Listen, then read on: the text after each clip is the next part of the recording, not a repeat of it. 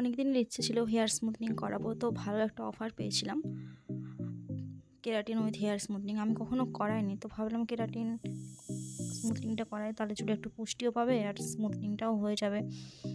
তো totally 3বার hair wash হয়েছে, 3-4বার cream লাগিয়েছে। আমার তো মনেই নেই স্টেপ বাই স্টেপ যে কী হয়েছিল। হেয়ার ওয়াশও হয়েছে 3বার, আয়রনিংও হয়েছে।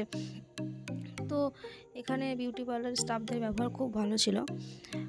আর এতক্ষণ সময় লেগেছে প্রায় 12টা থেকে 8টা, মানে প্রায় 8 ঘন্টা টাইম লেগেছে। আমার তো খুব বিরক্তি লাগছিলো, আমি তো বুঝতে পারিনি আমার এতক্ষণ সময় লাগবে।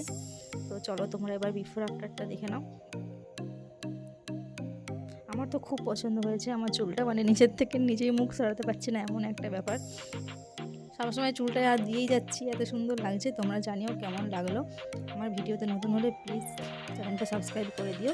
Thank you for watching guys.